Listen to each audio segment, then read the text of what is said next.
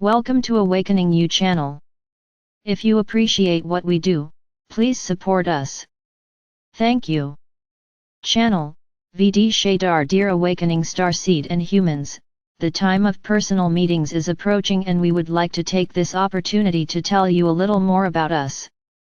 Just like people on Earth, there are many different Sirian races with very different appearances and cultural mentalities, attitudes, behavior patterns, and conventions.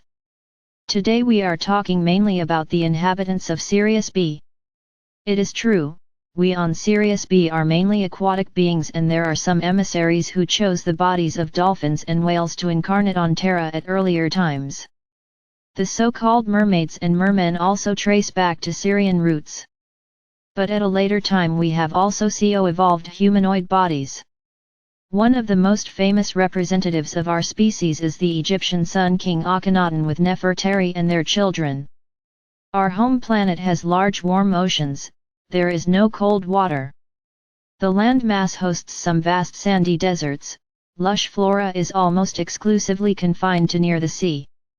Nevertheless, inland there are a few extensive lake plates with equally rich plant growth. They are like green islands surrounded by sand. Overall, there is more life in the oceans than on the mainland. The ratio of land to water masses is about the same as on Gaia, about 80-20. There are 3 suns. Sirius B, a white dwarf, gives us a soft light, shines more weakly and also is smaller than the terrestrial sun. The light of the other 2 suns also reaches us. Nevertheless, we have a night cycle, but it is brighter than on Terra, so we have a very wide radius of vision even in the dark. There is only one season with constant pleasantly warm temperatures. Sirians prefer to live in larger communities, you would call them family groups, and feel most comfortable in close proximity to each other, both physically and emotionally.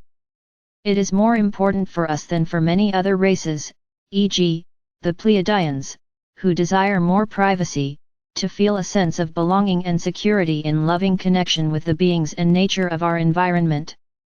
Which is not to say that we don't have personal retreats, we just use them less often than others, and don't need them when living together is harmonious. Because we maintain close telepathic connections, we are open books to our beloved ones and do not hide anything. This way of living together promotes great voraciousness and an exquisite sense for harmony. We are team workers and don't believe in self-appointed authorities, as each team member has unique skills and a right to say in all matters. Depending on the task at hand, the leader of a mission naturally, organically emerges as needed. He or she does not need to be elected or appointed. Our children grow up together and are shepherded and raised together. Possessive terms such as mine, yours, or ours are weak to non-existent. A mother or father cares for another couple's children as much as for his or her own.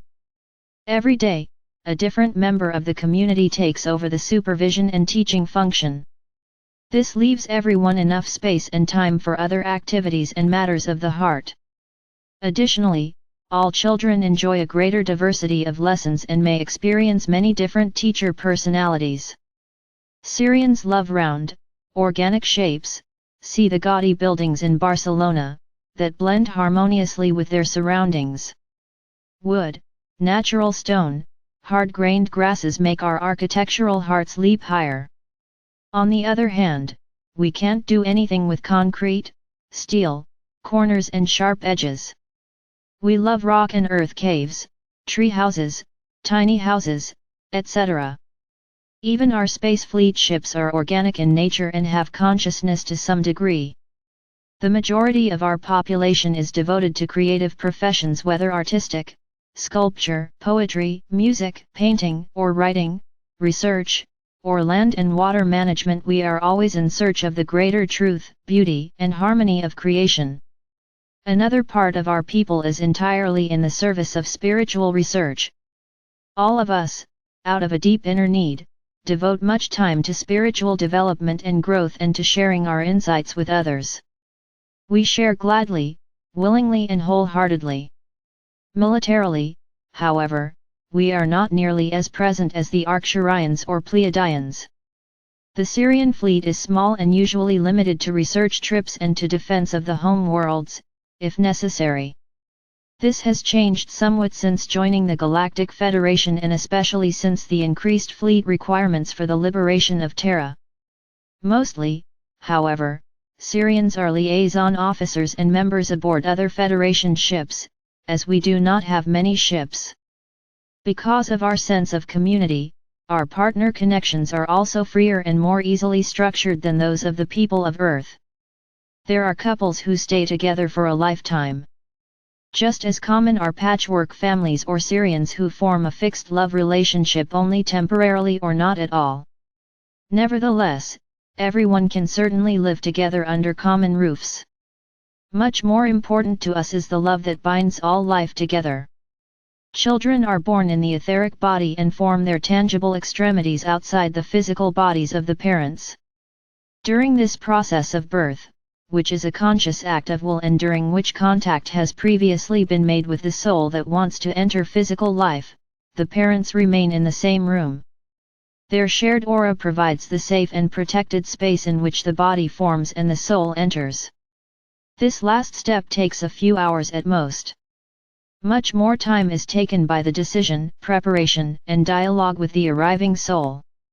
We preferably settle in or near the water, because even if we live on land, we seek and need the daily immersion into the sea. The oceans of our homeland are high-frequency energy carriers whose waters not only cleanse us, but energize, vitalize and renew cellular structures. The sea is a fountain of youth for all living beings, which is why we usually remain in one and the same body for several millennia according to your time measurement. Sirians exist in different light body structures and different dimensions, however, none of us incarnates in a more solid density than the fifth dimension, on Sirius. Sekhmet, who was worshipped as a goddess in ancient Egypt of Earth, is a Sirian seventh dimension lion being of about 5 meters height. The ancient statues preserved on Gaia depict her appearance quite accurately. She has recently returned to your planet with representatives of her family, protecting awakening souls from the grasp of shadow forces and instructing them how to develop their own inner strength. Likewise, the Egyptian goddess Isis has her roots on Sirius, while Osiris is from Canopus. Other Egyptian gods have their origins in other star races. Sobuk, for example, is a descendant of the reptilians. We look forward to sharing more about Sirian starseeds among you next time. By mixing them with Terran DNA, amazing character traits have emerged. Feel free to ask questions about us to our sister and Ambassador Shadar. Aum Sholar Shiryam, here's to meeting you soon. The Sirians.